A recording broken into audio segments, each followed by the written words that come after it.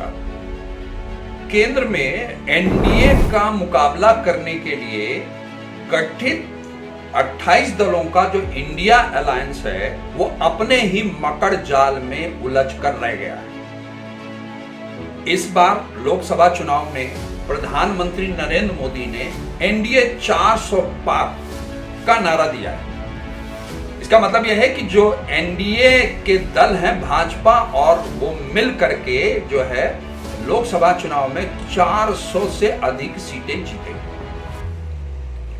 अब ये 400 सीटें एनडीए जीतता है कि नहीं जीतता ये तो अलग विषय है। विषय ये नहीं है, विषय ये है कि वास्तव में जो विपक्षी दल है इंडिया अलायंस और कांग्रेस वो कहां खड़े, उनकी क्या स्थिति है। अगर ये 400 आंकड़े का जो नारा है प्रधानमंत्री नरेंद्र मोदी का यदि नतीजों में बदलता है तो विपक्ष अत्यंत कमजोर हो जाएगा और ये भारतीय लोकतंत्र के लिए अच्छा संकेत नहीं है। एक स्वस्थ लोकतंत्र के लिए विपक्ष का मजबूत होना बहुत आवश्यक है। और जिस तरीके से पूरे देश में लोकसभा चुनाव के पहले और चुनाव के बाद जो सिनेरियो बदला है वो उसको लेकर के ये साफ स्पष्ट तौर पे नजर आ रहा है कि विपक्ष कमजोर हो रहा है। देखिए ये निर्विवाद है कि भारतीय जनता पार्टी की सरकार बन रही है, ये विपक्षी दल भी इस बात को स्वीकार करते हैं। वो सीटें कितनी आएंगी, विपक्ष कितनी सीटें विपक्ष को मिलेंगी ये अलग बात है, लेकिन विपक्ष कमजोर है, कमजोर हो रहा है, ये अच्छा संकेत नहीं है। यूं तो हमने देखा कि जब चुनावी मौसम आता है उस दौरान जो पॉलिटिशियंस हैं विभिन्न दलों में दल परिवर्तन करना है ना, एक दल को छोड़कर दूसरे दल में जाना बहुत आम प्रक्रिया है। लेकिन जिस तरीके से जो कांग्रेस पार्टी है उसके कई दिग्गज नेता चुनाव के पहले और चुनाव के दौरान पार्टी छोड़कर गए, वो पार्टी के लिए खुद बहुत ही चिंताजनक बात है। देखिए दिल्ली के जो पूर्व प्रदेश अध्यक्ष अरविंद सिंह लवली ने जिस तरीके से पार्टी छोड़ा और भाजपा ज्वाइन की, इसी तरीके से अशोक चौहान, सुनील जाखड़, ज्योतिरादित्य सिंधिया, गुलाम नबी आजाद, कई ऐसे दिग्गज नेता हैं कांग्रेस के जिन्होंने पार्टी छोड़ दी। अब जो ये पार्टी छोड़ने का सिलसिला है वो पार्टी के लिए तो आघात है ही, पार्टी को तो नुकसान है ही, लेकिन इस तरीके से दल बदल करने से जो है पार्टी के जो नेता हैं और पार्टी है उस पर जो है विश्वसनीयता का सबसे बड़ा सवाल खड़ा हो जाता है। जनता के समक्ष ये जो है सवाल खड़ा हो जाता है कि आखिरकार किस तरीके से उस पार्टी पर भरोसा करें। अब देखिए अगर ये लगातार जो है ये स्थिति बनी रहती है और एनडीए 400 का आंकड़ा सचमुच नतीजों में बदलने में कामयाब होती है तो ये लोकसभा चुनाव में लगातार तीसरी बार ऐसा होगा जब जो है विपक्ष बेहद कमजोर होगा। देखिए विपक्ष की भूमिका सिर्फ सत्ताधारी दल का विरोध करना नहीं है, जो विपक्ष का काम है वो सत्ताधारी पर लगातार नजर रखता है, लोकतांत्रिक प्रक्रिया को स्वस्थ बनाए रखने में बहुत बड़ी मदद करता है। अब ये समझने की आवश्यकता है कि ये बात मैं क्यों कह रहा हूं कि जो विपक्ष है वो लगातार कमजोर हो रहा है, ऐसे कौन से कारण है। तो देखिए सबसे बड़ी बात यह है कि जब इंडिया अलायंस का गठन किया गया था उसमें 28 दल थे। 28 दलों को मिलाकर के जो है एक अलायंस बनाया गया जिससे नाम दिया गया इंडिया अलायंस या इंडिया अलायंस कह सकते हैं, ठीक है। वो बनाया गया और बनाने के बाद उसमें जो प्रमुख भूमिका थी जो बिहार के मुख्यमंत्री नीतीश कुमार जी की, वो लगातार ये उम्मीद कर रहे थे कि उनको जो है उसमें जो है प्रधानमंत्री के चेहरे के तौर पर या इंडिया अलायंस के संयोजक के तौर पर उनको जो है प्रोजेक्ट किया जाएगा।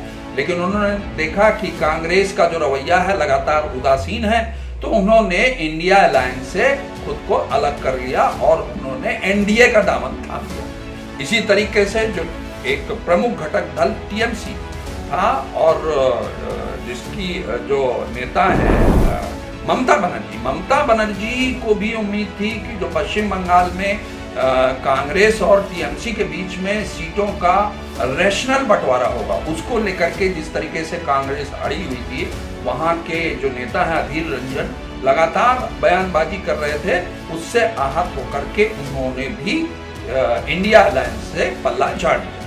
तो ये दो दल उससे अलग हो गए। इसके अलावा जो दल इसमें 26 दल हैं जो इंडिया अलायंस का में है, बड़ी मजेदार बात यह है कि कई राज्यों में वो एक दूसरे के खिलाफ चुनाव लड़ रहे हैं, जबकि वो इंडिया अलायंस इसलिए बनाया गया था कि मिलके चुनाव लड़ेंगे। अब केरल का उदाहरण ले लीजिए। केरल में क्या हो रहा है कि कांग्रेस और कम्युनिस्ट पार्टी जो इंडिया अलायंस के जो है घटक दल हैं, वो एक दूसरे के खिलाफ चुनाव लड़ रहे हैं, वहां उनका कोई समझौता नहीं हो पाया।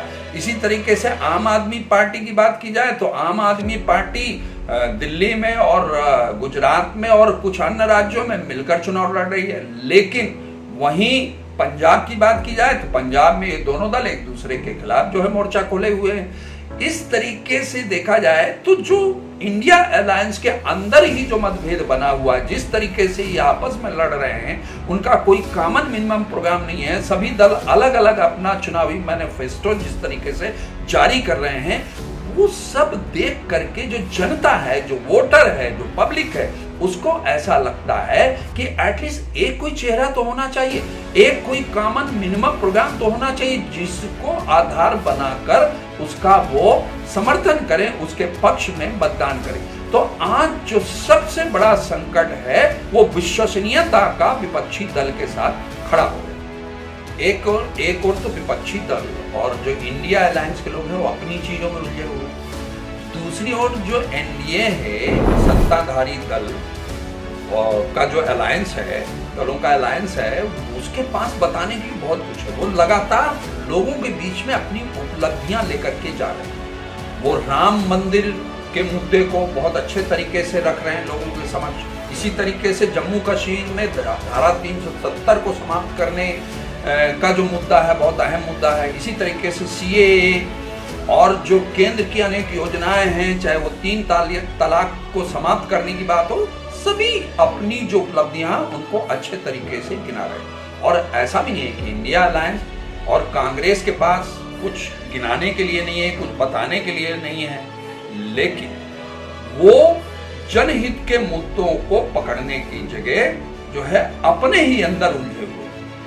अब पहले तो इंडिया अलायंस के दल हैं, उन्होंने क्या किया कि जो सनातन का अपमान किया, मुस्लिम तुष्टीकरण के चक्कर में सारा ये खेल उन्होंने किया, जिसकी वजह से जो सत्ताधारी दल है, बीजेपी है, वो लगातार विपक्षी दलों पर आक्रामक रहा। और जो कांग्रेस के जो नेता हैं, नेहरू गांधी परिवार के बहुत करीबी रहे, सैम पित्रोदा ने टिप्पणी कर दी कि जो दक्षिण भारत के लोग हैं उनकी तुलना जो है अफ्रीकी मूल के लोगों से कर दी, और जो पूर्वोत्तर में रहने वाले भारतीय हैं उनकी तुलना उन्होंने जो है चीन समुदाय के लोगों से कर दी। और ये तो उन्होंने किया ही, इसके पहले उन्होंने क्या किया कि अमेरिका के तर्ज में भारत में विरासत टैक्स लगाने की वकालत कर दी। और अधीर रंजन चौधरी जो कांग्रेस के नेता हैं, उन्होंने इस सियासी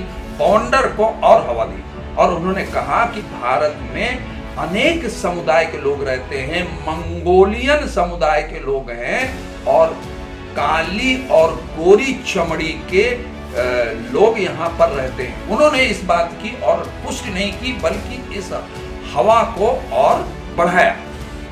कहना चाहिए कि आग में घी डालने का काम किया उन्होंने।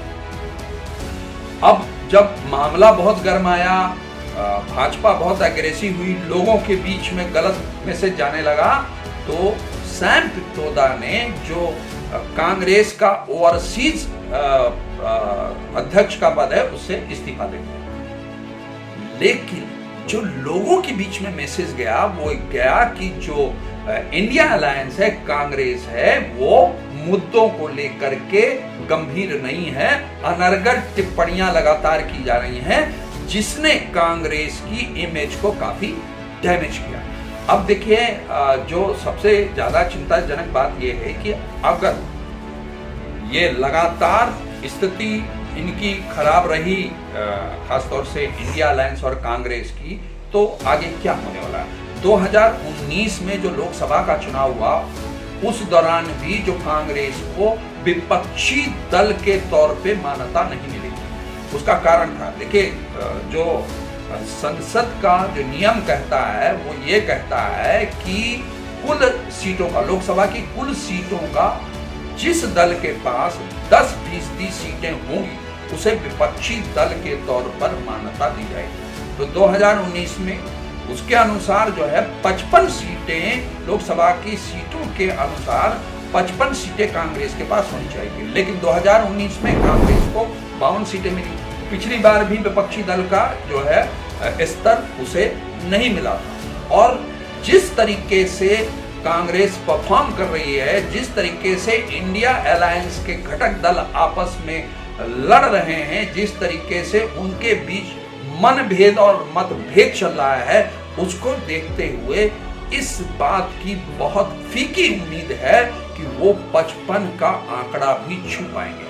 देखिए, जो विपक्षी दल की भूमिका होती है लोकतंत्र में बहुत अहम होती है। खाली वो सत्ताधारी दल का विरोध नहीं करता है, जो विपक्षी दल का नेता होता है उसका जो स्तर होता है वो केंद्रीय मंत्री का दर्जा होता है।